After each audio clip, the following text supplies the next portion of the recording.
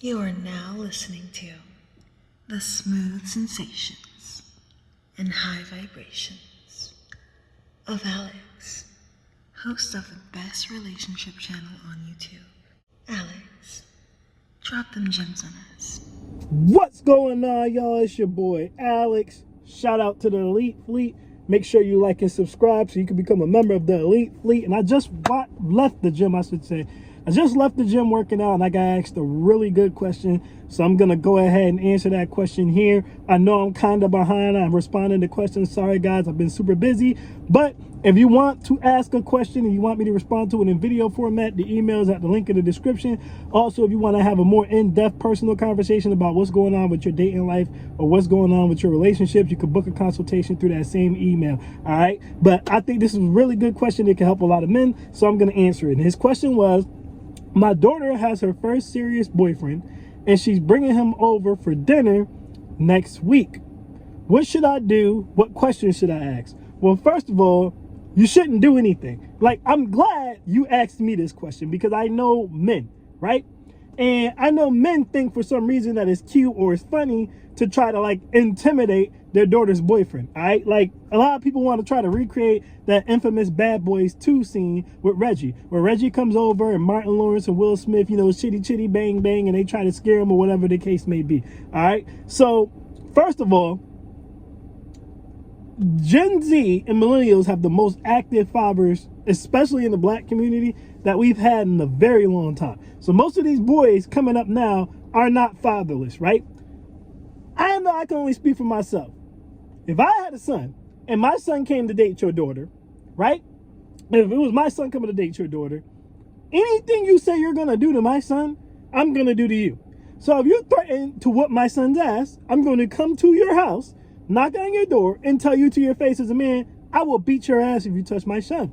If you threaten to go chitty chitty bang bang on my son, I will come to your house again. I will show you my Ruger. I will show you my semi-automatic shotgun that I got from my girl's brother, right, who's in the military. Shout out to him. And I will show you my best friend, my side piece, my main squeeze that's in the car with me all the time because I have concealed carry, and that is my Glock 6. All right? I will show you all three and say you can pick the one I'm going to take you out with. That's what's going to happen to you if you threaten my son. I might just punch you in the mouth. I might not even just say anything. It all depends. But the point is, no deed will go unpunished. All right? So this is not the generation where you want to play that game. It's corny. No one's scared of your old ass. No one's worried about you dads. All right? And at the end of the day, women get beat every day. Women get touched every day. Women get raped every day by their babysitters, by their uncles at the daycare. All types of shit goes on. And my point in bringing all that up is that nothing ever happens to these men. I'm not condoning that nothing ever happens to these men, but the reality is, and the women will tell you themselves, most women are unprotected. Nothing happens to the dudes who do anything to them. So it's just ego driven anyway. And I don't think that this is the environment where you want to play that game. I also wouldn't tell you to do anything to anyone else that you wouldn't want done to your son. So just don't do any of that, all right? So what should you do? You should do nothing. When he comes, you shake his hand, you introduce yourself. Simple as that, all right? At the end of the day, you guys got to understand something. If, number one, if your daughter's going to be a hoe, she's going to be a hoe, and you intimidating her boyfriend isn't going to stop her from doing that, all right? And if he's going to play her, he's going to play her, and you intimidating him is not going to stop him from doing that. And as a man, you just showing up and your presence there, right, to even greet him should be enough. I don't have to say anything. When my niece's boyfriends meet me, I don't have to say anything, right? I don't have to say a word. You already know, and it's unspoken. When my sister's boyfriends meet me, it's the same thing. I don't have to say nothing. You already know that I'm here. So therefore, if you beat them, I'm going to beat you. I don't have to say that. That should be common sense unless you think that I'm a pussy. I haven't run into any of my nieces or my sister's boyfriends thinking that I'm a pussy, so I have not had that problem, all right? So unless you're fat and out of shape and just look like a cuck who can't fight, then you shouldn't have to say anything. He should know just by your presence that you're about to action, all right? So moving on from that, what questions should you ask? First of all, one of the reasons you don't want to intimidate the man is because if you try to intimidate the man, he's going to show up, all right? My thing is this. I say the same thing all the time when it comes to getting to know somebody. Get them to let their guard down. Just like I say all the time that you can smash a woman as soon as you make her comfortable. You can learn everything you need to know about people as soon as you make them comfortable. Like, people come to meet the parents like it's a job interview, right? Or just like it's the first date. You want to impress the person, so you're on your best behavior. You're not going to get someone to really show you who they are until they're comfortable, when they feel safe, when they feel like they got you, you know, or you already like them. Then that's when you get to see who they really are. So I say that to say, when I meet my sister's boyfriends or my niece's boyfriends or whatever the case may be, I dap them up, I play it cool. I don't say anything, right? I make them feel like I already like them and this is a safe space. Why do I do that? Because I know they're going to be more open and honest if I do that than if I come out in the gates letting them know, yeah, I don't play and blah, blah, blah, blah, blah. Now they're going to pretend and they're going to talk to me in representative form. I do the same thing with women all the time. You know, I don't come, when I talk to women, when women bring up sex, because they always bring it up before me, right? And that's part of my strategy, but I'm just giving you guys an example. I never slut shame. I never call women hoes, right? I never say any of that. And the reason I don't do that is because, one, if you're talking to a hoe and you slut shame, she's not going to let you know that she's a hoe. She's going to play good girl, but she's still a hoe. Two, if you're talking to a hoe and you want to slut this hoe out, she's not going to let you do that if you slut shame. Why? Because she wants you to take her serious, and she now knows you won't if she acts like a hoe for you. So there's just no benefit to it. So with all that being said, I'm the same thing with the boyfriend. The more comfortable I make you, the more honest you will be, the more vital information that I will get, right? Questions you should ask. Once you've made this man comfortable, you know, bring him, depending on the age, right? So if he's younger, you can't do this. If he's younger, you could bring him for like, maybe bring him outside, you know, and like, I don't know, like maybe watch the game with him, something like that. But if he's older, you can tell him to come down to your man cave or something like that, have a couple of drinks. Then you ask certain key questions, right? So number one, right? Are you in school, right? Are you in college, right? Are you, if it's high school, obviously they're in school, so I'm not gonna, you know what I'm saying? But I'm saying if they're a little older. Are you in college? Are you in trade school? Like, what are you doing, right? Two, where do you work? Right? And you still ask that question even if they're in college or trade school, because you want to know. You want to know education level. You want to know whether or not where they work. Three, I want to know if your parents were married or if they're still together. That's a big one, all right? Four, you know, I want to know, like, do you work out? You know, do you take care of yourself physically? Things like that. Five, what's your future plans? Do you plan to be a business owner? What is it that you want to do with yourself? All right? And then it's like six, you know, do you believe in marriage and family? Do you plan on having any kids? Things of that nature, right? You just want to ask those types of questions. But you want to ask those questions after you make them comfortable. Otherwise, you're going to get the representative answer, all right? So you want him to think, even if it's not true, that you like him already. So that way he doesn't feel like he has to tailor his answers. Those are the questions that you want to ask. Based upon how he answers those questions, you then take that information back to your daughter. And you tell her, based upon how he answered those questions, what you think. Now, my thing is, and this goes back to why you shouldn't intimidate the man at the door either. You got to trust your daughter's judgment, right? You raised your daughter. This is your child. So you have to trust that she wouldn't bring like no maniac or no shitty man at home to meet you. You have to trust that. Because what a lot of dads don't talk about is if your daughter's bringing a crappy man back home to introduce you to him, and this is clearly not a man who should be taken serious, but she is, that is a failure on you and the mother's part. That she can't differentiate this man's for play, you know, this man's for fun, and this man's for serious. If she's bringing a bum to the house, that says a lot about you as a parent. Not even necessarily just her, you too, because she should know better than that. My niece, for example, had one boyfriend I just wasn't a fan of. And it wasn't because he was beating on her or talking to her disrespectfully or anything. He just was a cuck. He was a beta male. And she's in high school, right? My niece is not old. So I was like, okay, if I come in going hard on this, she's going to basically reject and she's not going to understand.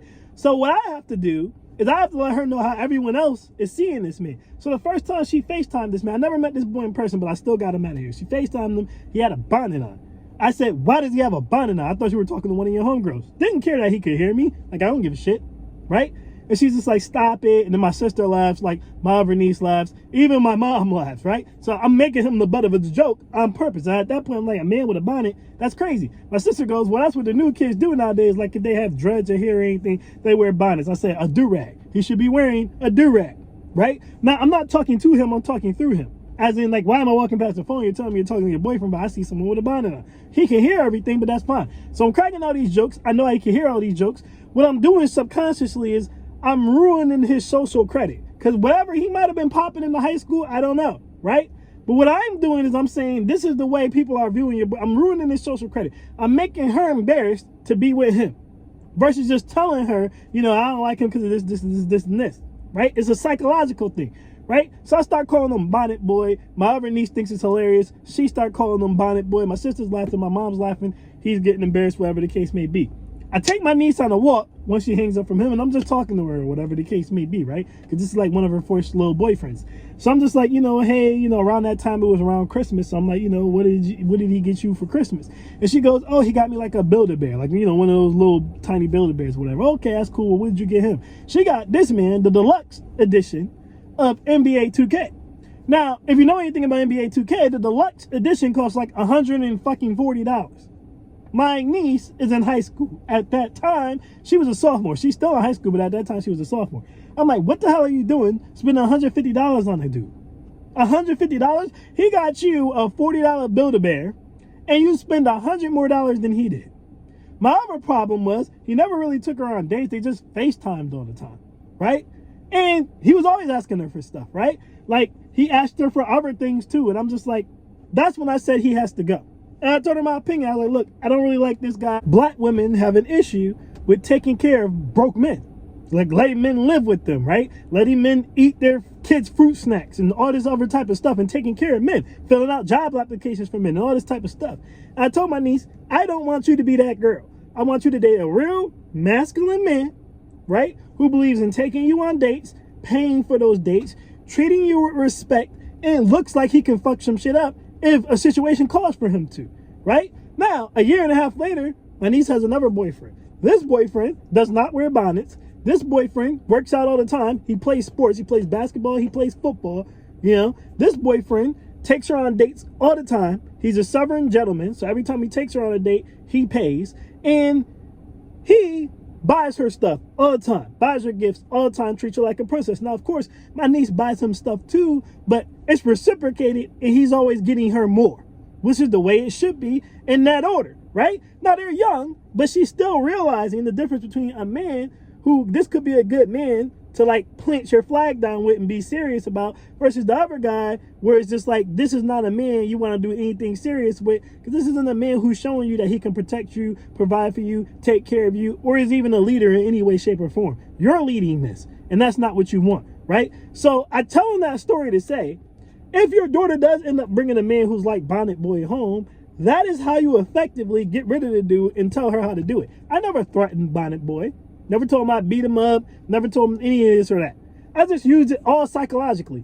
I ruined his social credit by making fun of him and showing her how easy it would be for a true masculine man like myself to make your feminine ass boyfriend look like a sucker in front of everybody, right? Because my sister, she's a girl. So she found out they had the same sign and she's like, oh my God, you're like my Virgo twin. That type of shit girls do. She didn't ask the right questions, right? She didn't even pay attention to the fact, really, not on purpose, but really, that my niece was spending way more money on this man than he was spending on her, and he kept asking her for stuff because he realized she had it to give, right? But I pay attention to that type of stuff. So I never called her an idiot or called her dumb or made her feel bad about her choice. I simply told her, this is why I don't like it, and I think you can do better. Which she internalized that, got rid of him, and her next boyfriend, I can tell the things that I was saying to her about how a man should treat her and what he should be doing, right? And how she should be reciprocating, following his lead and not leading or spending or doing the most, right? She got that. It went through her head. So now her next boyfriend is a lot better, treats her a lot better, has a better physical profile, spends more money. It just works out better. So in the event your daughter does bring someone home who you don't like, that's how you handle it. If I would have just came in, chitty chitty bang bang blah blah blah, right? She would have just got mad at me for treating him like that, and she probably would have just stayed with him out of rebellion. But when you handle it the way I handled it, she goes, you know what? That makes sense. And now she stops talking to the guy. All right, so that's how you should handle the situation. Make the dude comfortable, really fill him out, give him a chance. Again, trust your daughter's judgment. If you were talking to him the right way, if you raised her the right way, she should know better than to bring a bum home. Right? Women are going to sleep with bums, right? Just like guys are going to sleep with hoes. But bringing them home is a whole other thing. If my son brings a hoe home, I fail. Right? If he sleeps with a hoe, hey, that's normal. But if he brings her home, I fail. He should know what a good girl is. So trust that your daughter knows what a good man is. Right? So when he brings her home, that's what it is. Right? Vice versa, same thing. Give the man a chance. And also, talk to the man so you can really get to know the man, so you can really decipher whether he's a good man or not. All right? That's my thoughts on that, y'all. I am Alex, and I am out. Peace.